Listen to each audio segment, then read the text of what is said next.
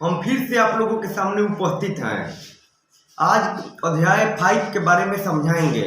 अध्याय 5 का शीर्षक है क्या बताती है हमें किताबें और कब्रें। मतलब किताबें और कब्रें से हम लोगों को क्या ज्ञान मिलता है, क्या इतिहास के बारे में हम लोग जानते हैं।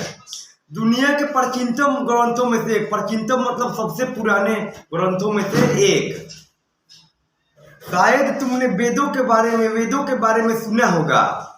वेद 4 हैं, चारों का नाम निम्नलिखित है: ऋग्वेद, सामवेद, यजुर्वेद और अथर्ववेद। सबसे पुराना वेद है ऋग्वेद, जिसकी रचना लगभग 3500 साल पहले हुई। ऋग्वेद में 1000 से ज्यादा प्रार्थनाएं हैं, जिन्हें सूक्त कहा गया है। सूक्त का मतलब है अच्छी तरह से बोला गया, किसी तरह से नहीं, अच्छी तरह से बोला गया। ये विभिन्न देवी देवताओं की स्तुति में रचे गए हैं। इनमें से 3 देवता बहुत महत्वपूर्ण है: अग्नि, इंद्र और सोम। अग्नि जिसको आग भी बोला जाता है, इंद्र मतलब देवताओं के राजा, और एक सोम है। इंद्र जी जो है मौसम के, वर्षा के और युद्ध के भी देवता हैं। सोम एक पौधा है जिससे खास पेय बनाया जाता था, जिसको हम लोग सोम रस बोलते थे।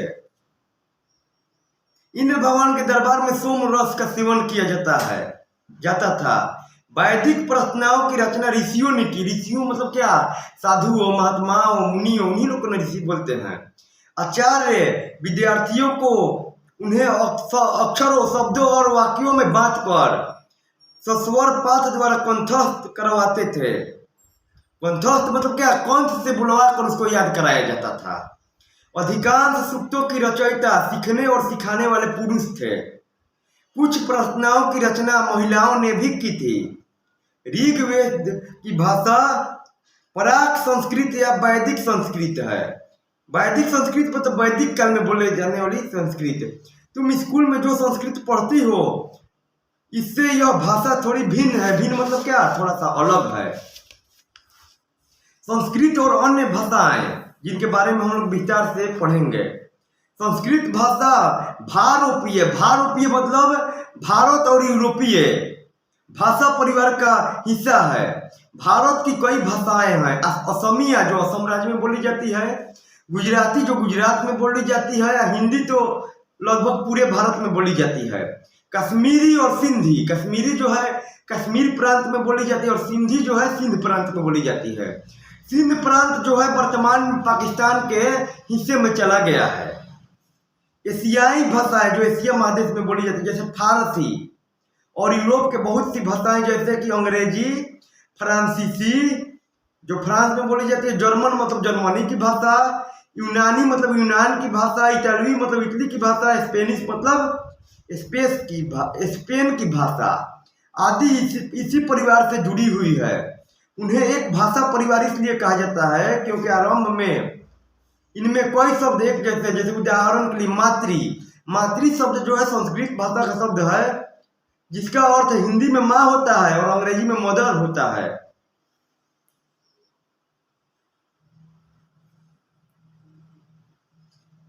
उपमहाद्वीप में दूसरे भाषा परिवार की भी भाषाएं बोली जाती है।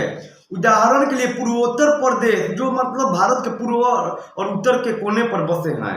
पूर्वोत्तर प्रदेशों में तिब्बत बर्मा परिवार की भाषाएं बोली जाती है। तमिल जो तमिलनाडु में बोली जाती है। तेलुगु जो आंध्र प्रदेश और तेलंगाना की भाषा है। कर्नाटक में बोले जाने वाली कन्नड़ भाषा, और मलयालम जो केरल की भाषा है। द्रविड़ भाषा परिवार की भाषाएं हैं। जबकि झारखंड और मध्य भारत में कई हिस्सों में बोली जाने वाली भाषाएं ऑस्ट्रो एशियाटिक, ऑस्ट्रो मतलब ऑस्ट्रेलिया महाद्वीप, एशियाटिक मतलब एशिया महाद्वीप की भाषाओं के परिवार से जुड़ी है। आप लोग जानते हैं कि झारखंड पहले बिहार का ही हिस्सा था, जिससे इसका मतलब अलग कर दिया गया है इसको। हम जिन पुस्तकों को पढ़ते हैं वे लिखी और छापी गई है। ऋग्वेद का उच्चारण किया जाता था और श्रवण किया जाता था। श्रवण मतलब सुनना, न कि पढ़ा जाता था। रचना के कई सदियों बाद, सदी मतलब क्या? 100 वर्षों को हम लोग सदी बोलते हैं। सदियों के बाद इसे पहली बार लिखा गया। इसे छापने का काम तो मुश्किल से 200 साल पहले हुआ। इतिहासकार ऋग्वेद का अध्ययन कैसे करते थे? इतिहासकार पुरातत्ववेत्ताओं की तरह ही अतीत के बारे में जानकारी हासिल करते हैं, लेकिन भौतिक अवशेषों जो दिखाई पड़े के अलावा वे लिखित स्रोतों का भी उपयोग करते हैं। चलो देखते हैं कि वे ऋग्वेद का अध्ययन कैसे करते हैं। ऋग्वेद में कुछ सूक्त वार्तालाप मतलब बातचीत के रूप में है। विश्वामित्र नामक ऋषि जो भगवान राम के गुरु भी थे और देवियों के रूप में पूजित दो नदियां व्यास और सतलुज के बीच यह संवाद एक ही सूक्त का अंश है। व्यास और सतलुज जो है सिंधु नदी की सहायक नदियां हैं। अब हम लोग पांडुलिपियों के बारे में भी कुछ जानेंगे। भूर्ज वृक्ष की छाल पर लिखी गई पांडुलिपियां कश्मीर में पाई गई है। लगभग 150 वर्ष पहले ऋग्वेद की सबसे पहली बार छापने के लिए इसका उपयोग किया गया था। इसी पांडुलिपि को देखकर अंग्रेजी अनुवाद तैयार हुआ। अनुवाद मतलब जिसको ट्रांसलेशन हम लोग इंग्लिश में बोलते हैं। यह पांडुलिपि पुणे महाराष्ट्र के एक पुस्तकालय में सुरक्षित है। मवेशी मतलब क्या? गाय, भैंस, बैल। मवेशी, घोड़े और रथ। ऋग्वेद में मवेशियों, बच्चों, खासकर पुत्रों और घोड़ों की प्राप्ति के लिए अनेक प्रार्थनाएं हैं। घोड़ों की लड़ाई में रथ खींचने के काम में लाया जाता था। इन लड़ाइयों में मवेशी जीत कर लाए जाते थे। लड़ाइयाँ वैसे जमीन के लिए भी लड़ी जाती थी, वो तो आजकल भी लड़ी जाती है। यहाँ अच्छे चरागाह हो, चरागाह मतलब पशुओं को चराने का जगह, जहाँ पर जौ जैसी जल्दी तैयार होने वाली फसलों को उपजाया जा सके। कुछ लड़ाइयाँ पानी के स्रोतों और लोगों को बंदी बनाने के लिए भी लड़ी जाती थी। युद्ध में जीते गए धन का कुछ भाग सरदार रख लेते थे और कुछ हिस्सा पुरोहित को दिया जाता था। पुरोहित मतलब ब्राह्मण, पूजा कराने वाले। आप लोग पुरोहित और जजमान शब्द के बारे में सुने होंगे। जजमान मतलब अन्य लोग जिनके घर ब्राह्मण लोग पूजा करते कराते हैं। पुरोहित मतलब ब्राह्मण लोग। शेष धन आम लोगों में बांट दिया जाता था। आम लोग मतलब देश की साधारण जनता, राज्य की साधारण जनता। कुछ धन यज्ञ करने के लिए भी प्रयुक्त होता था। यज्ञ की आग में आहुति दी जाती थी। ये आहुतियां देवी देवताओं को दी जाती थी। घी, अनाज और कभी कभी जानवरों की भी आहुति दी जाती थी। आहुति का मतलब बलि भी है। अधिकांश पुरुष इन युद्ध में भाग लेते थे।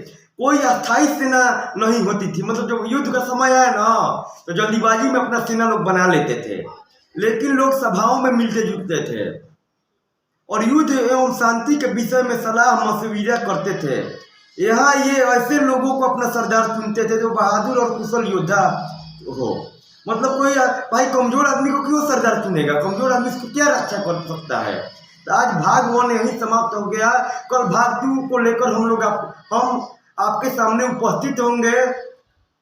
आप लोगों से अनुरोध है कि मेरे चैनल को सब्सक्राइब करें, लाइक करें और शेयर करें। कल हम फिर से उपस्थित होंगे। आप लोगों से हम अब विदा लेते हैं। धन्यवाद।